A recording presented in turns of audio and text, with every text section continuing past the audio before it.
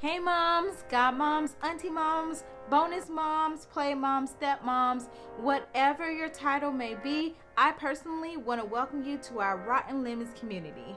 And do me a favor, hit the like and share button and share this video with any mom who you think would appreciate our talks. I want to get Rotten Lemons out there to all the moms so that we can share and laugh and learn from one another. Okay, so let's talk about it. Today's topic, we're talking about responding. Now, I know responding can be an iffy topic because there are already so many studies and so many articles, and if you pick up the right book, it'll talk to you about responding to your child, the appropriate way to respond to your toddler, the age-appropriate way to speak to a teenager or a school ager, a child that's adopted, a child that is coming into a blended family. There are all these different articles and studies about that. But if you have been a parent long enough, like me, you already know that none of those things matter once you're in that situation, right? You can read a million books, you can read a million articles, but when you are dealing with your own child, it doesn't seem like those articles or books or studies are universal in our one-size-fits-all. And 9 times out of 10, they're not. I have 4 children.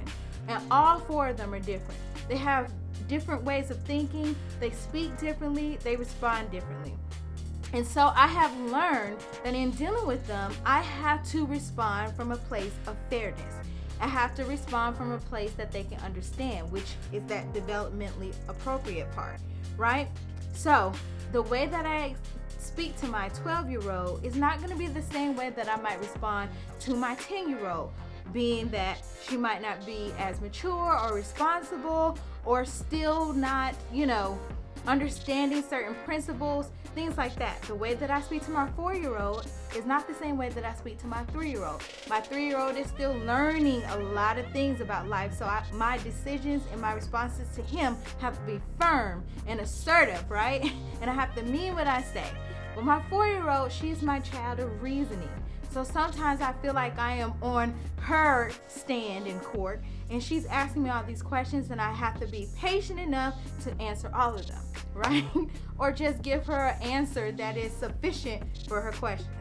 So for example, it was Sunday the other day and we were getting ready for church. And my children know that once they're dressed, they need to go in the kitchen and grab them a quick breakfast snack. So this can be like a breakfast sandwich. Sometimes I might already have things prepared so they can pull out the refrigerator, or it could be a bowl of cereal. Well, this morning, my 4-year-old decided that she wanted to make a sandwich. In my head, that did not equate to a breakfast snack or a breakfast meal, you know what I'm saying? So I went to explain to her that that was not something that we would eat for breakfast. She replies, "But at the restaurants, you get breakfast sandwiches." You got a point, right? And when I really thought about it, her sandwich would not be the same sandwich that my 12-year-old made, and which involves tomatoes and lettuce and pickles. Her sandwich is simply turkey, cheese, and mayo. So could she really do that in enough timing to get to the car and us still make it to church on time? Well, the answer is yes. We all still finished what we needed to do. I didn't really have to assist her with that much. She knows how to get the meat and the bread and the cheese. I just had to give her the mayo on the butter knife, which took this amount of time, and we were all back doing what we needed to do to get to church on time. Now, would I have told my 12-year-old to do that, or even my 10-year-old to do that? No. They're the ones that need to just go ahead and grab that bowl of cereal or a muffin or a microwavable something, and let's get moving, because their sandwiches and meals are a little bit more detailed.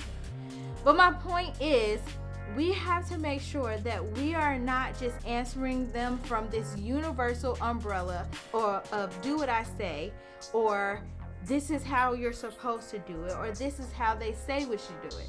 That's not true for all of your children.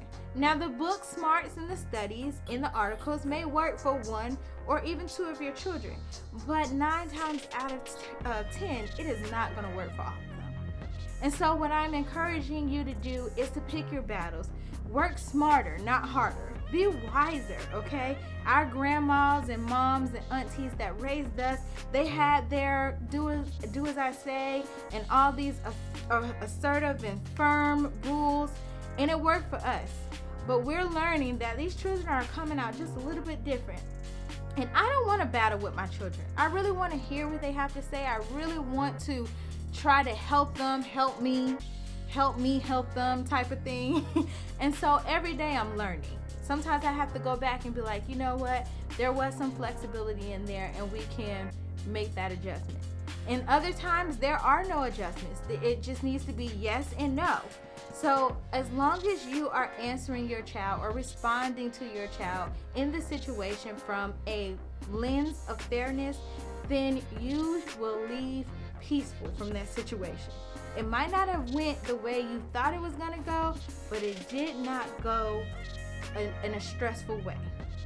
So I hope that this was helpful to you. I hope that you can apply this with your children. But either way, I believe in you. I know you're doing the best that you can do, and that to me is awesome. Mom, you got this, so go be great.